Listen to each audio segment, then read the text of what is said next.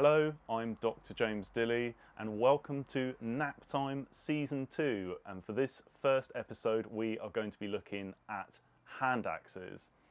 This new season has been made possible thanks to the wonderful support of you guys, our viewers, and support from the Lithics Study Society, who have supported us through their Weimar bursary, which has allowed us to get some fancy new camera equipment to make our videos better for you. And you can continue to support us via Patreon, and a link will be coming up for you there. So for this, our first episode, we need some examples to look at, something to aim for, and conveniently I have some right here. A flint pointed hand axe made from some flint that came from East Anglia. You can see it's quite obviously pointed. It's not your classic heavy butted hand axe that can have some cortex on it. It's quite an unusual, quite thin, refined hand axe. But I've conveniently got another example. Now these are both replicas. These are ones that I've made. This is more of an Ovate hand axe made from some lovely white flint. They're both very useful tools, and I'll be going into their use very shortly, as well as going through the manufacturing process. In terms of how a hand axe should look, there are certain classifications of hand axe that archaeologists and specialists like to try and fit certain examples into, but often it's not so simple. There are distinctive styles, but when you're making a hand axe, you don't always have to think, right, I'm going to start and I'm going to make a pointed hand axe or an ovate hand axe. Often you'll be dictated and directed by the flint itself. As well as flint, hand axes have been made from a whole variety of materials around the world and here in Britain. Cherts, rhyolites, sandstone, quartzite, volcanic basalt, you name it. There's a whole variety of materials that hand axes have been made of. And stone tools, or I guess not so much stone tools, but tools have been made from artificial lithic materials, including glass. And here is an example of a glass hand axe, and you can watch a glass hand axe being made in one of our other videos.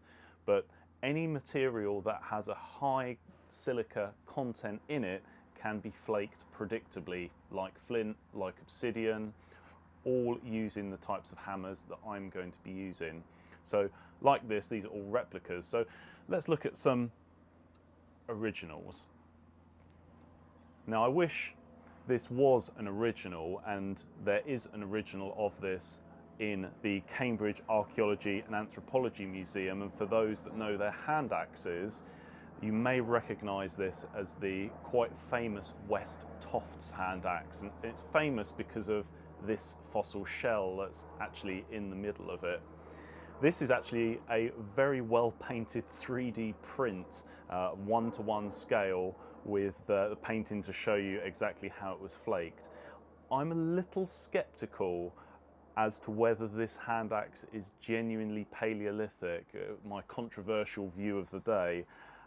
I have some reasoning behind that, and maybe I'll go into that for another video, but the flaking, particularly on the back, you can see where the cortex comes up to, pretty much to the tip, has always left me a little uncertain, but it's quite a well-known distinctive piece.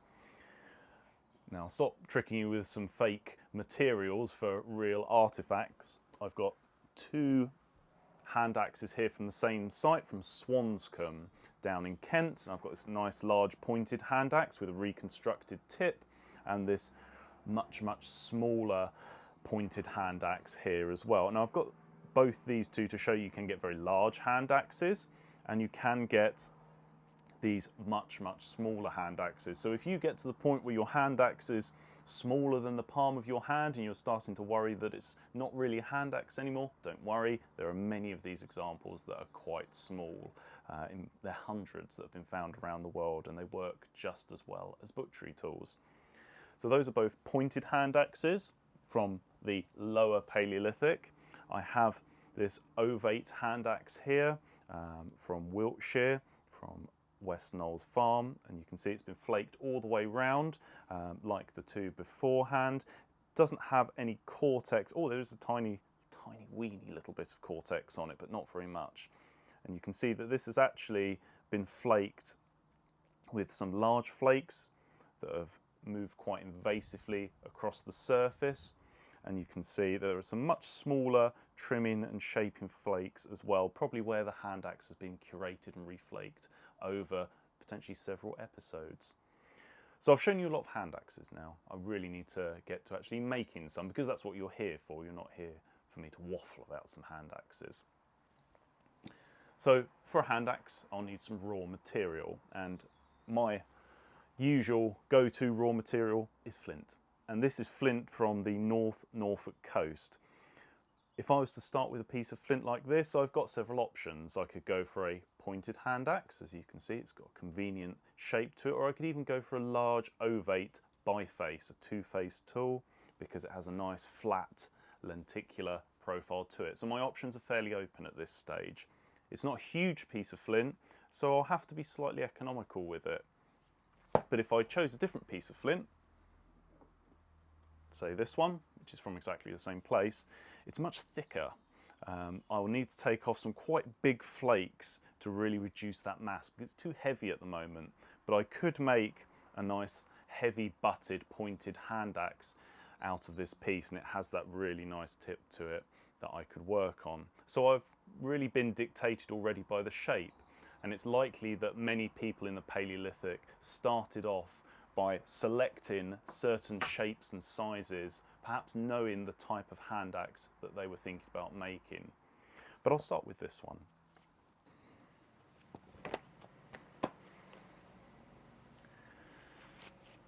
And a glove for my left hand. If you're starting off in knapping, I'd recommend a glove on both hands to begin with, but certainly as you progress, I'd still recommend one in your left hand. Otherwise, I will almost always get cuts, and of course, a pair of goggles. So, where to start? And that will come down to often removing some nasty material, or if it's a very bulbous piece of flint, you might have only a handful of opportunities to choose from, but I can go almost all the way round from here. I'll probably start on this corner and remove some material off the base here to open up some opportunities from elsewhere. So I'm going to brace it against my leg and pick a hard hammerstone, this one, and I'm going to strike straight down onto the edge here and probably take off a small flake to begin with. There you go. Fairly useful flake that's opened up a nice big flake scar, a window into the flint that allow me to see what the quality of the flint is like and if there are any further opportunities that I can start to take.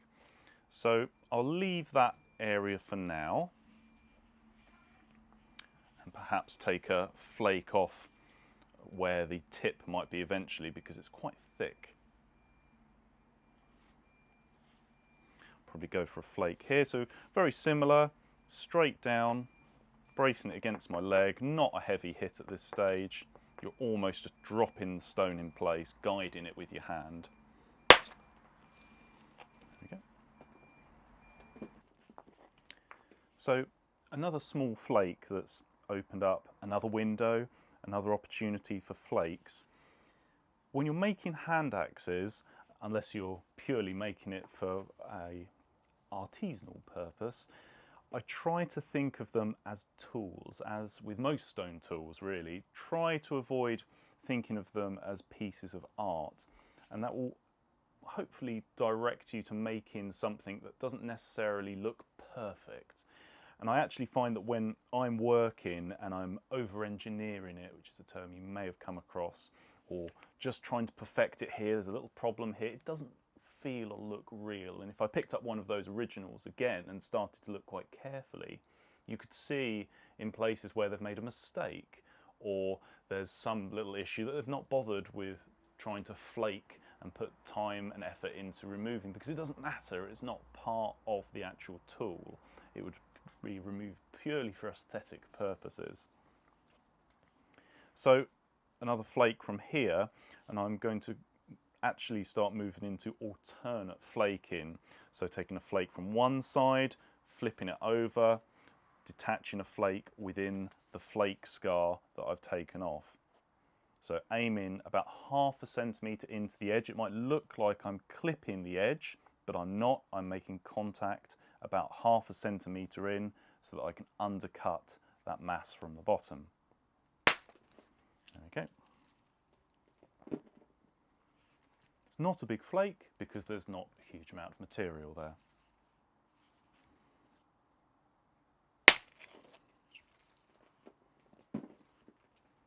And now I can take a flake off at this angle. And because the flake scar is quite tilted, even if I strike it straight down on top of it, it'll direct the shock through the material. Rather than going down, it will go through and take off an invasive flake if I wanted it to. I don't want a huge flake at this stage, certainly not a very thick one, because there's not that much material in it at this stage anyway, even from the start. So only a small one for now.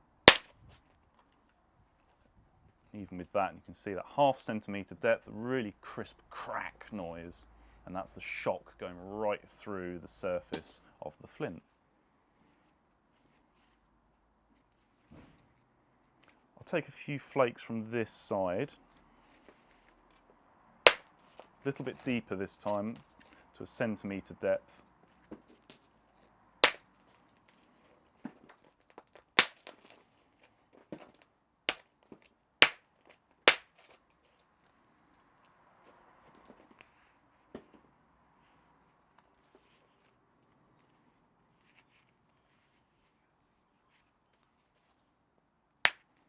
I haven't got a shape, a final shape for this hand axe in mind. I'm going to allow the flint to somewhat dictate the final shape, because certainly for this angle here with that lump on the side there would make a decent handhold, and it's an almost certainty that for many hand axes that have cortex around the base, they were intentionally left because it's comfortable to hold.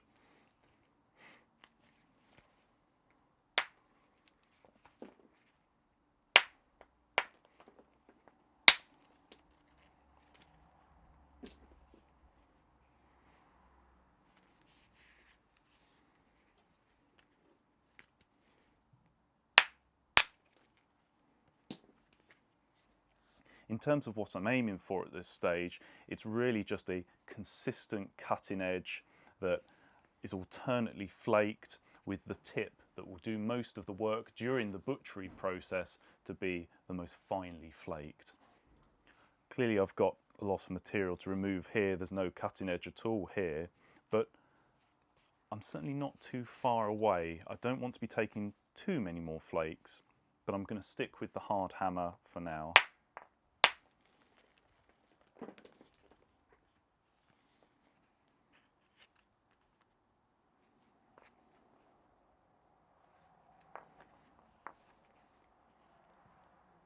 You'll notice that I'm turning it over and looking quite carefully, assessing my options.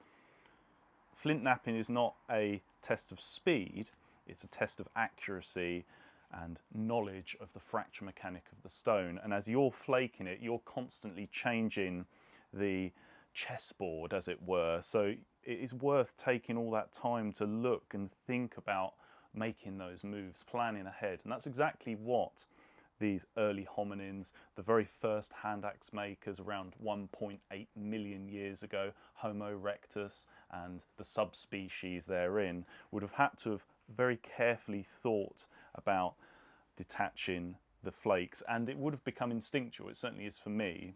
You can see a surface, read it, and think about what flakes can come off, and that really does come with time. I can go through the techniques all day and it'll be a very long YouTube video, but eventually hitting it in the right place consistently, being able to read the flint, it just comes with time and practice. I am going to change tools now. I'm going to lose the hard hammer, but I may come back to it, and that's fine. Interchanging between your first tools, the hard hammers, soft hammers, abraders, is absolutely fine. As you move through the stages towards the end, you don't give up on certain tools, you can come back to them. I'm going to use a rough piece of sandstone to take off some small flakes and abrade the edges. Now I'm being quite aggressive with my abrader. You'll probably get actual pieces of flint coming off, and the reason why I'm being quite aggressive with the abrader is that I'm taking actual pieces of flint to remove the thinnest, the weakest, most brittle part of the flint, the edge. I'm pushing it back to a thicker area so that when I hit it, that thicker area will be able to withstand all of that shock. It won't just shatter, and it will allow the shock to travel across the surface, undercut and form a flake.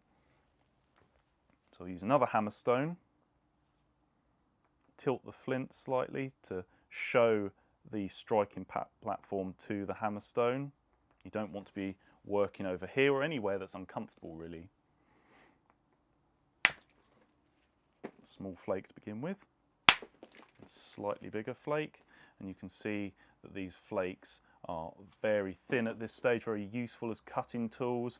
And when I'm doing butchery, when I need to open up a carcass for part of a archaeological experiment, I'll usually start with flakes rather than a hand axe.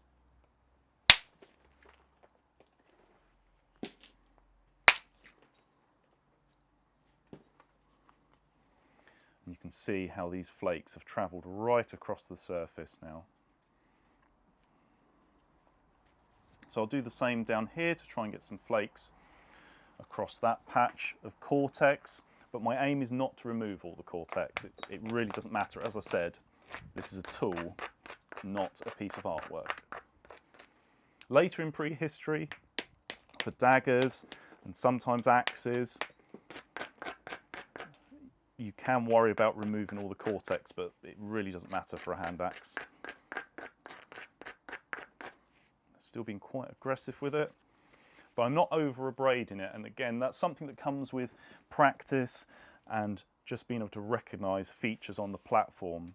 Now that I've abraded it, it's very blunt. I can run my fingers straight across it, but it isn't so blunt, it isn't rounded. There is still a bit of an edge there, and it's clean. There are no step fractures where I'm going to hit it or any other problems that would inhibit a flake.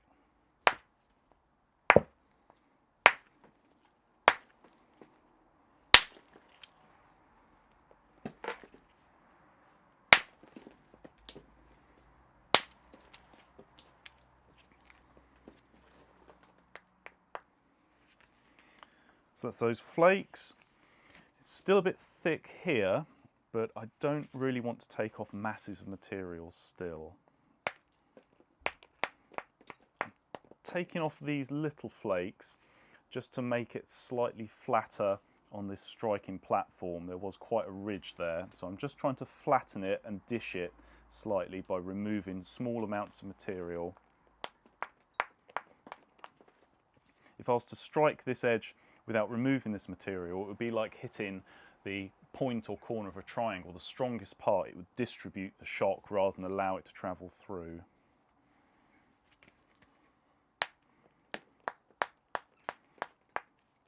Just removing a little bit from the tip as well.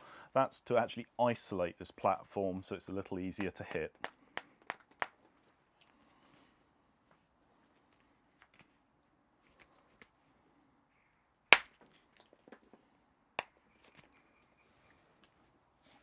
Pop back to the abrader briefly.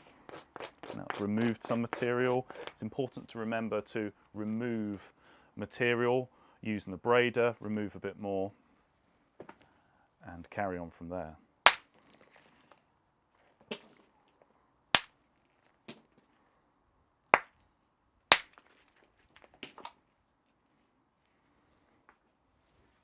So it's starting to look suspiciously like a hand axe. It's still a bit thick, but it's getting there.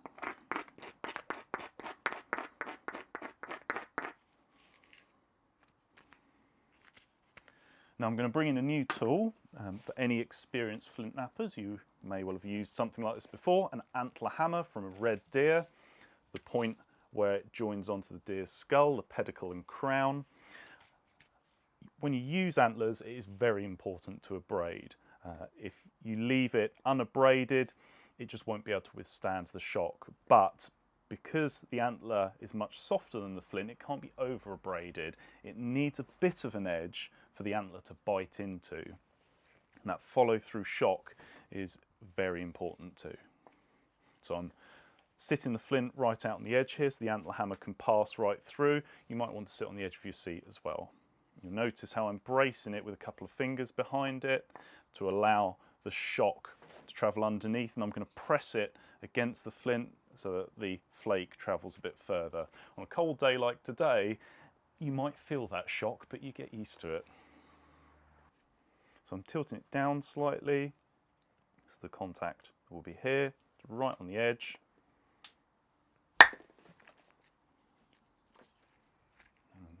Another go at that, a bit more force.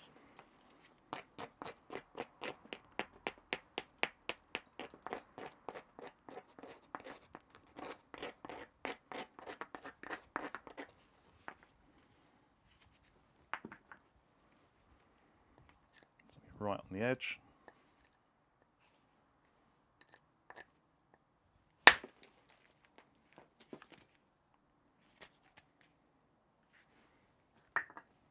Take a small amount off with a hard hammer.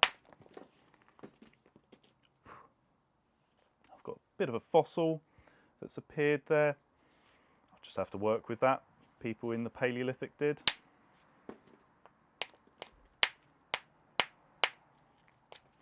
The reason those couple of flakes stopped dead there was because of that fossil. So I'll have to just try and undercut it with a follow-up strike. So I'm going to take a flake this way first and then back on myself. So I'm going to abrade on both sides.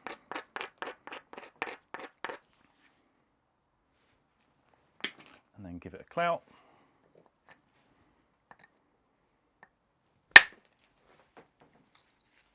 There we go. Really nice thinning flake. You can see the curve on that. Very distinctive. If you find one of these, that you'll know it's come from that thinning, refining process.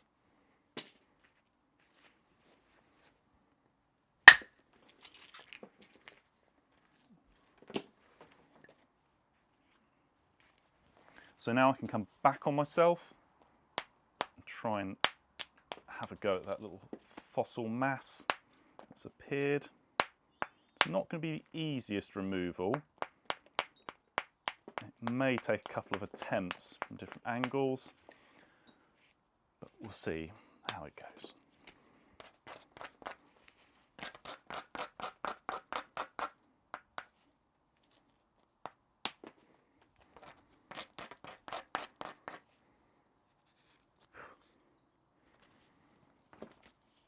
I'm going to strike right through and hope that I take off some of that fossil material on the way.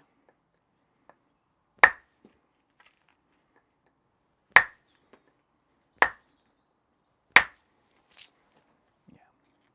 Some of it, not all of it, but it should make it easier to remove. And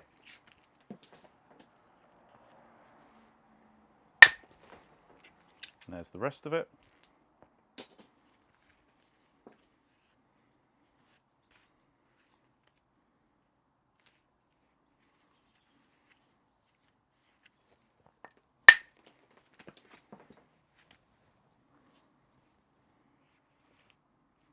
This cutting edge here is a little bit scraggly, technical term, so I might come back to that.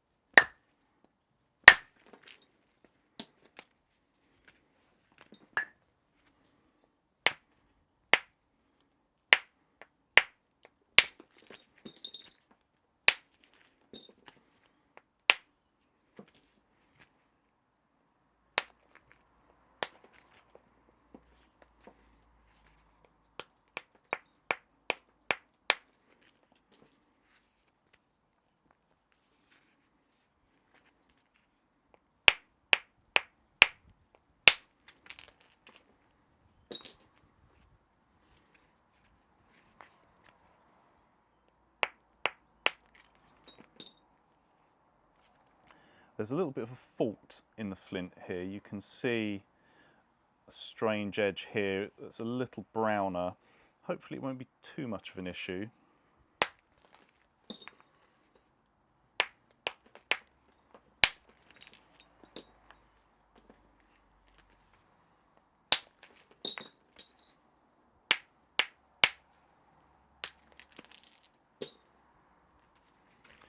A little bit of fossil material here as well.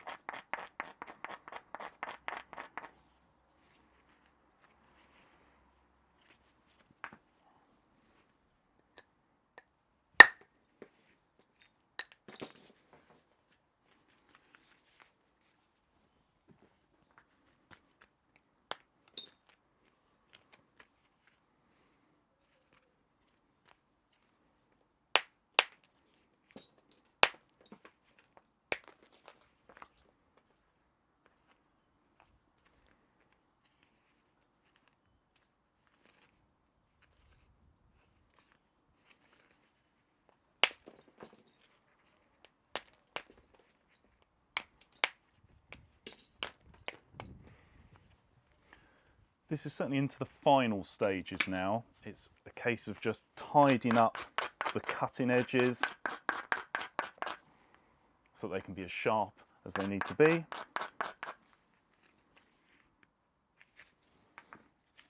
Removing any little errors.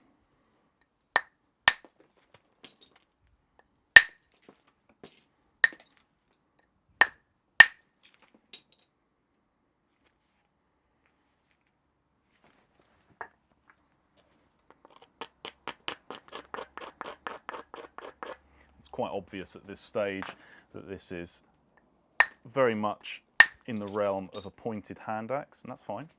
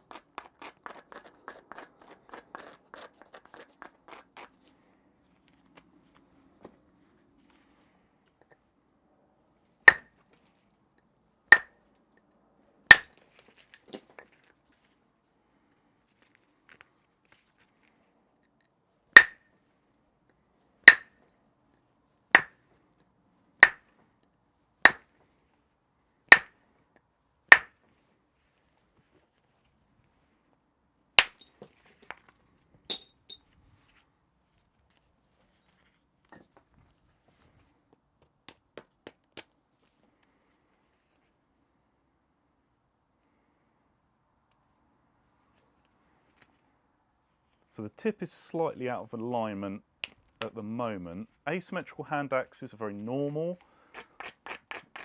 but this is a little too asymmetrical.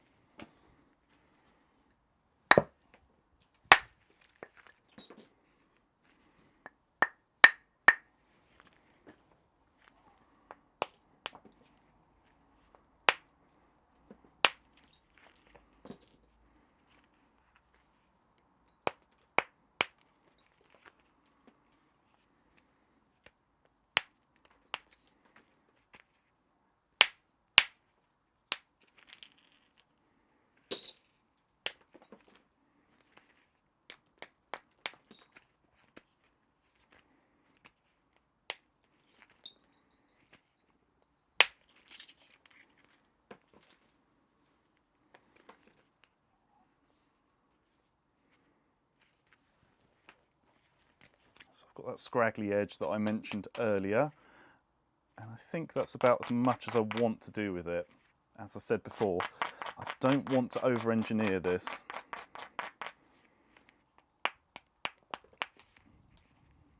A good replica of a prehistoric tool or object is often not a perfect one. Nearly napped the chair then.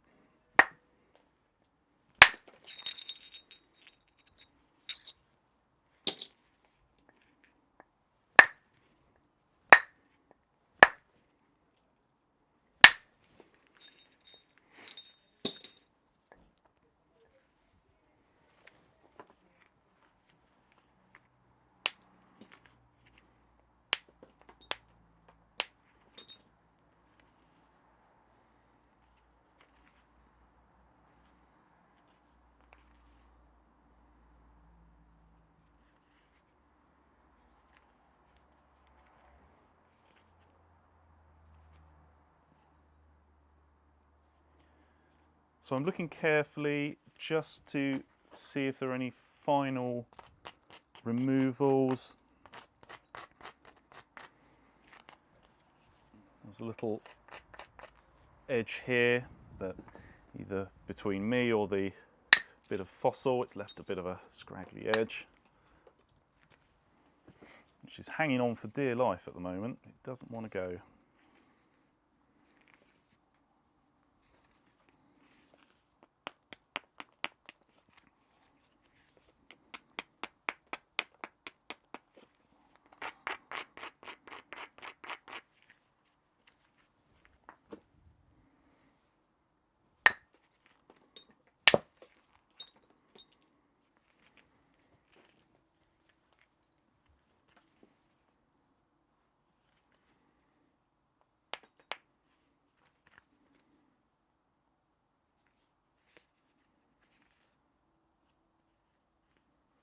Now the inner instinct of me is to make sure this is symmetrical, tidy it up so it looks nice. I'm really having to fight that very hard. As you can see, it doesn't look perfect. It's a little bit wonky. It's got a curve on this side which doesn't match up with this side, which is much straighter, but it certainly has a very sharp tip, and that's really my main objective. It's not too large, it's actually quite ergonomic, and to use it this way with a hand half wrapped round it along this edge would really work. So I guess if I'm going to follow my own ethics, I should leave it there. So for a pointed hand axe, that's about as far as you need to push it. Some of them are longer and of course much shorter, as we've already seen. And actually, if I compare this to that original that I showed you earlier, there are a lot of similarities in those imperfections. You can see that the person who made this has made some really big removals. They've made a bit of an error on this side. You can see it's quite thick on this edge here. So they've actually not bothered in trying to take off a removal flake that would make this thinner and actually cut better. And if we look at the other side, great big step fracture and hinge there, several along here, as well as those very, very big removal flakes. And if we look at my one, there is a bit of a step fracture there, big hinge fracture there, very similar to the one, it's even on the same side. But importantly, the tip is the thinnest, it's got the sharpest edge, and that's all there really is to it, but separated by over 300,000 years, but with exactly the same methods. For an ovate, which is what I'm going to move on to now, I'm going to use the same kind of flint from the same place. It has a lot of similarities to it. It's not quite so elongated, but it still has that nice flat lenticular profile to it. If I wanted to thin this down, and if you're in that situation where you have a thicker piece of flint, or when I'm often asked on workshops, how do I thin this down? It comes down to preparing platforms and those tilted edges that I mentioned earlier that allows the shock to move more invasively through the stone. So let's start with this one and say I want to remove this great big thick mass off the back, which would be a good thing to aim for. I really need a striking platform that will allow me to do that. any of the edges that are on and available at the moment are not quite there. I could potentially get it from here where it's slightly tilted, but I reckon I won't quite get it. So it would be better to approach from elsewhere and prepare a platform, maybe even from here. So I'm going to take a flake off on the reverse to begin with, maybe even two. So now, as well as being able to see this is quite nice flint, it's tilted the edge so that the shock can go through. If I hit it here, it will start to undercut that material off the back.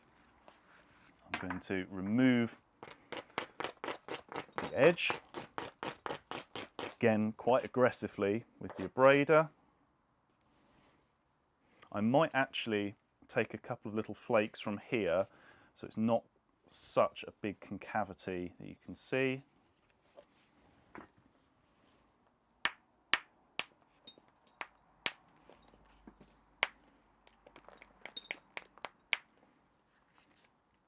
It's not quite so severe now. I'm just taking off the extreme end of that concavity and now isolating that platform, removing material elsewhere, checking as always.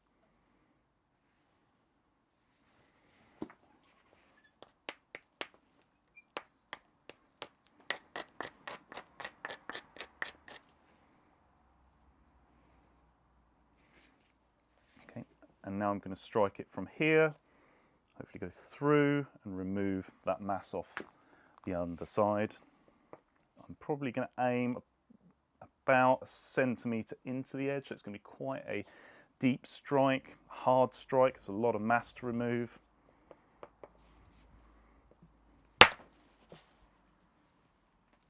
And there we go. And you can see it's, should have drawn that on really, but you can see it's gone almost perfectly under that knobble and left me with a nice clean flake. So why did that work? How did I manage to do that? Well, as I often do on workshops, I like to try and draw it out so that you can just see it on a basic level. My handy whiteboard. Let's say I've got my piece of flint that's got a few thick chunks on it. Your hand axe or your biface is somewhere in the middle here. As well as being able to experience my knapping skills, you're going to experience my not so fantastic drawing skills, so you might have to bear with at times. Rather than just hitting it on the edge as it is now, which will detach flakes, but not very invasively, you'll end up with lots of blanks for potential flake tools, but you're not thinning it down. You're not getting to the point where that biface, that hand axe, or whatever you're working on is looking more likely. To get to that point, you're going to need to take off some flakes to help prepare that platform, that tilted edge that I mentioned. You could potentially take a flake from here, although the platform from here that I've drawn for myself isn't looking particularly handy. So let's see. I think what I would be tempted to do is try, even if it was a bit scraggly, to remove a flake from here, just to tidy up that flat area there and tilt it down slightly. The follow-up flake would be a flake that came through, which is now going to go a little bit further because the edge is tilted, but still not really a thinning flake. It's still not really getting into the meat of the stone. Now if I flip it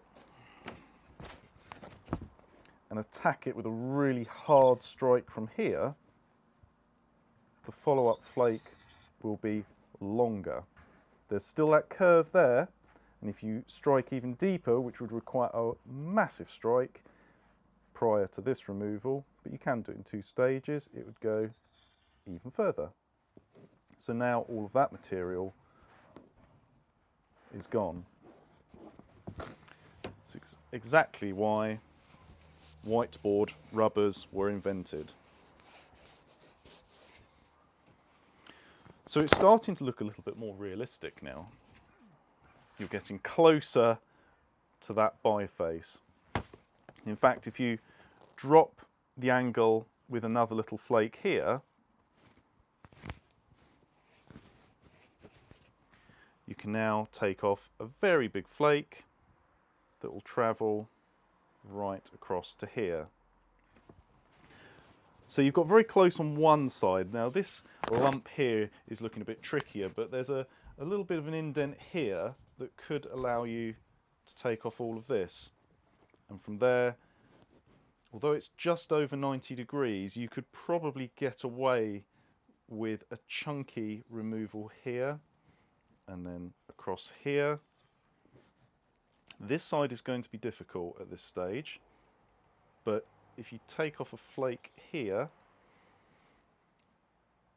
you'll be left with a few options.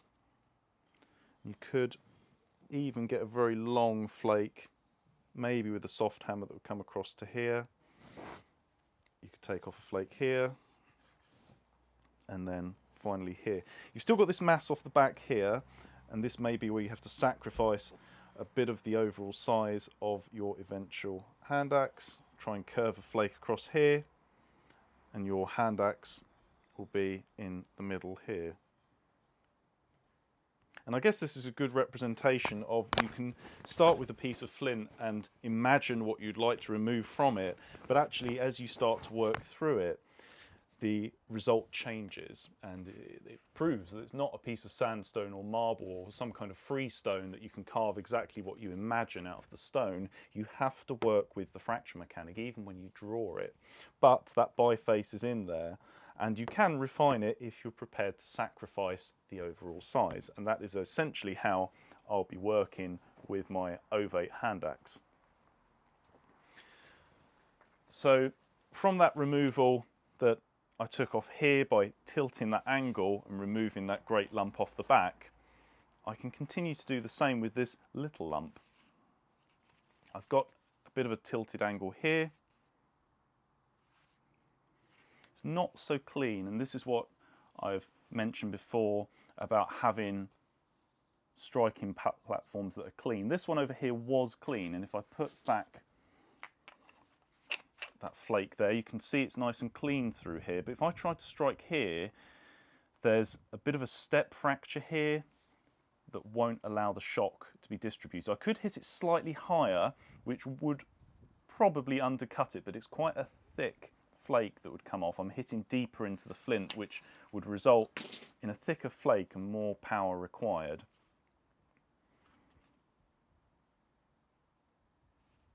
It looks like there's a bit of material which hasn't quite detached here, which I might take off just to see what I'm left with. There it goes.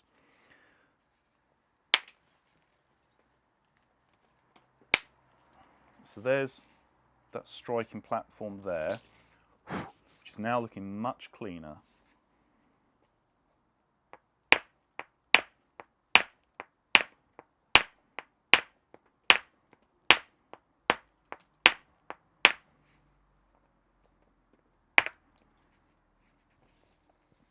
Need my bigger hammerstone for that.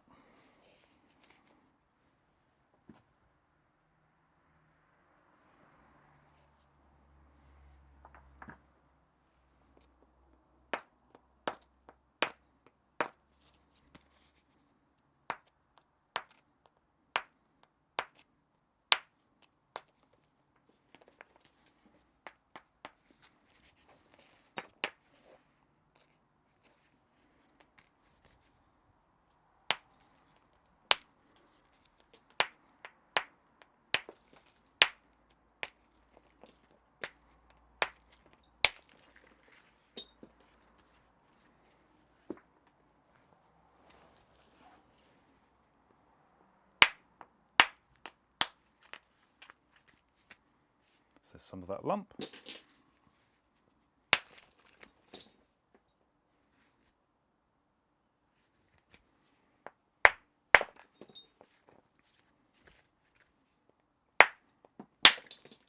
There's there's the remainder of it.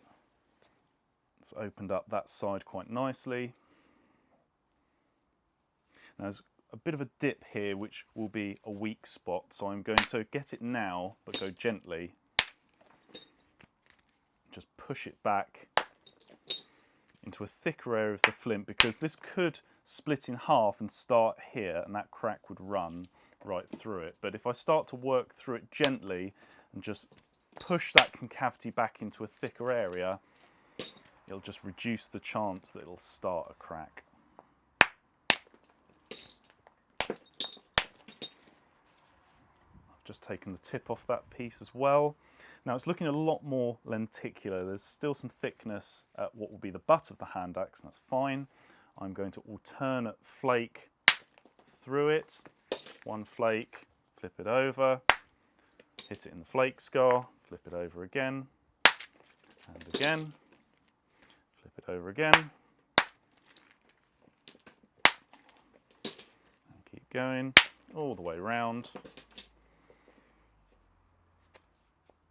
until you've got a fully flaked butt. And I'm at that point where I can start to invasively flake, probably with a soft hammer. And I think I'll go for a flake from here. And I'm going to tilt the edge slightly with my abrader.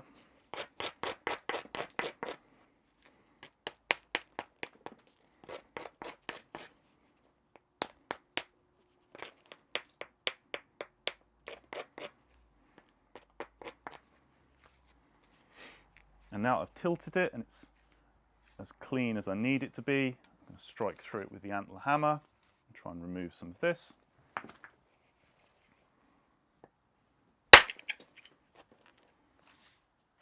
There we go.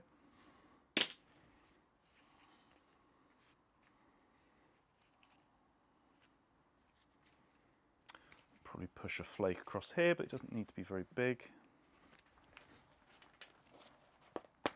Just because it's standing very tall.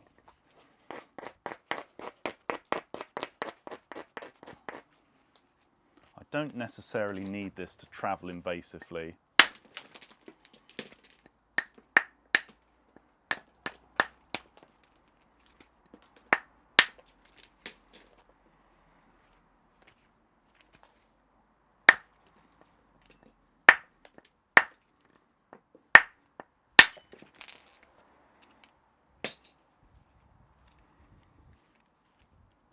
So certainly looking a lot more ovate.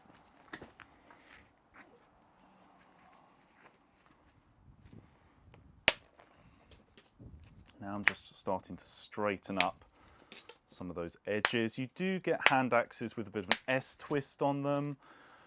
There's plenty of literature to suggest that this is intentional. I don't think I've been in a situation where I've ended up with an S-twisted hand axe and thought, oh, I meant to do that. And you can certainly see on some examples of S-twisted hand axes that the tool has been made with a piece of flint that wasn't much bigger than the finished piece because of the amount of cortex that is left. And it was probably left in that S-twist state because they didn't need to and couldn't afford, with the remaining material, to straighten out the edge.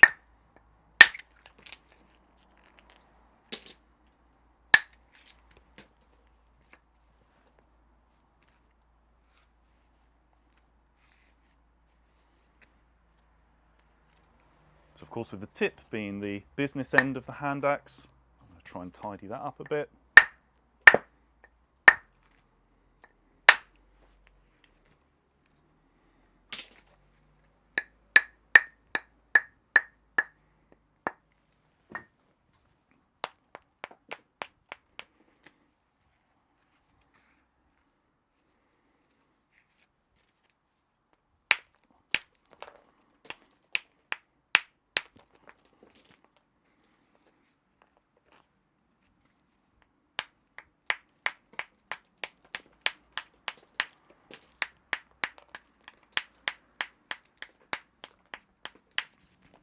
And that's about as aggressive as I would be with the abrader. I'm not really abrading, I'm actually flaking, but it is part of that process of preparing the edge for flakes.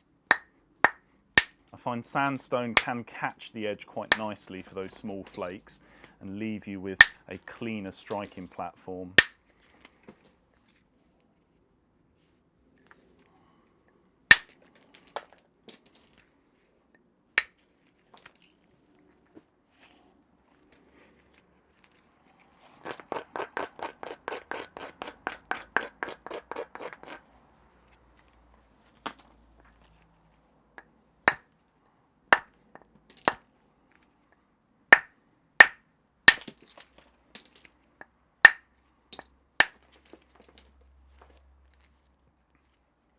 So the base is looking pretty good so far. A little bit of work here and at the tip, and then we're pretty much there.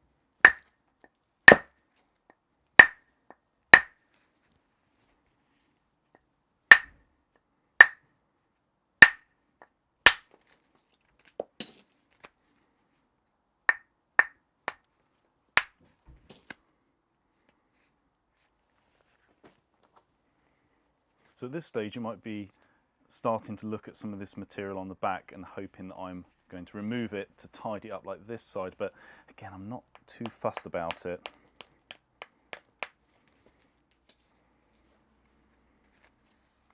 This is quite a large ovate, although there are some very, very large hand axes in existence. And in fact, the largest hand axe from the UK, from Furs Platt, is as long as my thigh bone, so significantly bigger than this. And although I've banged on about hand axes being tools, hand axes from Furs Platt and Cuxton, another site of giant hand axes, have really shown that there certainly must be some kind of capacity for people to make oversized hand axes for some reason other than tools. It's just too big to wield easily. Not so long ago, there was a suggestion that an ability to make hand axes and dependable stone tools could be used in the Paleolithic as a demonstration of reliability as a sexual partner. And that particular theory has forever since been known as the sexy hand axe theory, in that if you can make a good hand axe, you would be a good provider.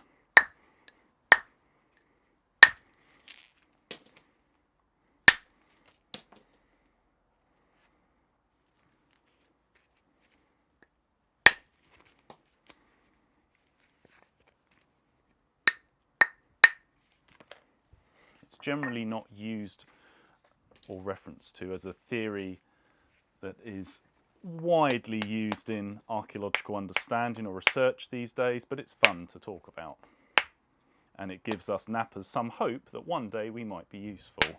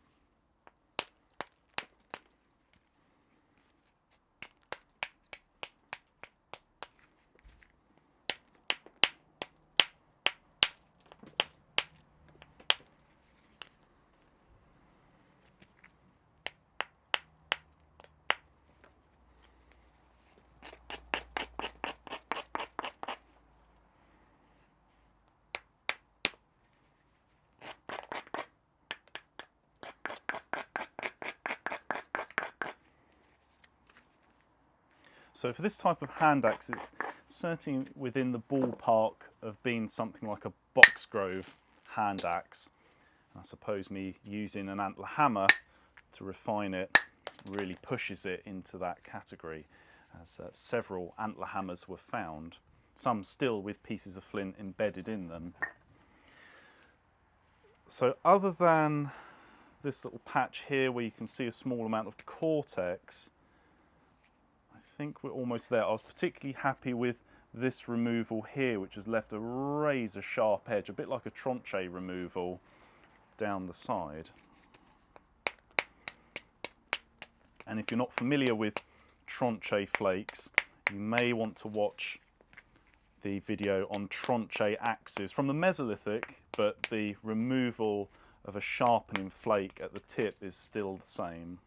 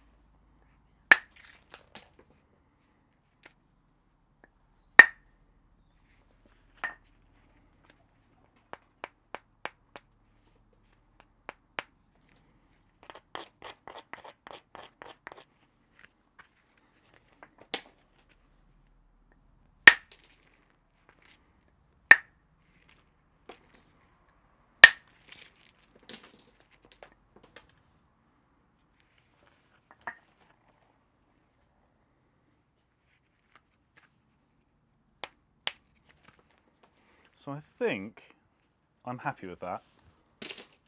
It isn't over-engineered, it's a good thickness for a Paleolithic Ovate hand axe. And it's sharp, really sharp, particularly this area here. So to compare this to an original that I showed earlier, yes, it's bigger, but as I mentioned, this has been reflaked and curated over several episodes, whereas this is fresh.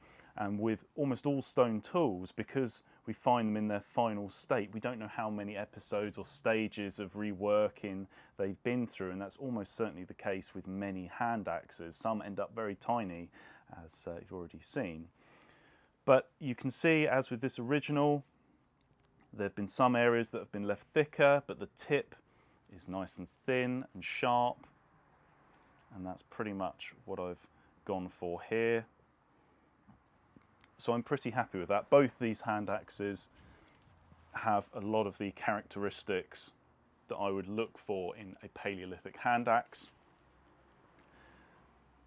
It's got sharp edges, it's not over-engineered, it's a pretty useful size. So I'm fairly happy with them. In terms of their use, I know I've mentioned that they're butchery tools. There has been references to hand axes being the Swiss Army knife of the Paleolithic, and you could use them for a variety of tasks. You could use them to break open bones, but I would strongly recommend that your hand is thoroughly wrapped in something, because otherwise it would just cut into your fingers. And from experience, smashing bones, pebbles work just as well, in fact far, far better. So hand axes, not ideal.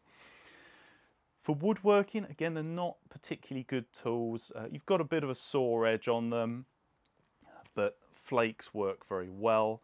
For hand axes, in terms of their timeline, once these lower Paleolithic hand axes appear and disappear, the next stage in stone tool technology appears, and that's known as prepared core technology or Levallois technology. Levallois disappears and hand axes reappear briefly, and for Britain it's associated with the recolonisation of Britain by the last Neanderthals, and they create a handaxe known as a bout coupé handaxe, which you can watch me make an example of in another video with their cut flat bottoms, but these are certainly not bout coupés. These are almost exclusively butchery tools, and having used small to very large handaxes in butchery experiments, they work very well. Just like a butcher's saw knife or a bread knife, they need motion to cut, and that's why I can wrap my hand around this even very sharp tip without cutting myself and put a huge amount of pressure behind it. If it starts to move, however, it will cut me to the bone very easily. So as long as you wrap a hand tightly round it and it can't move in your hand, it'll work very well without cutting you.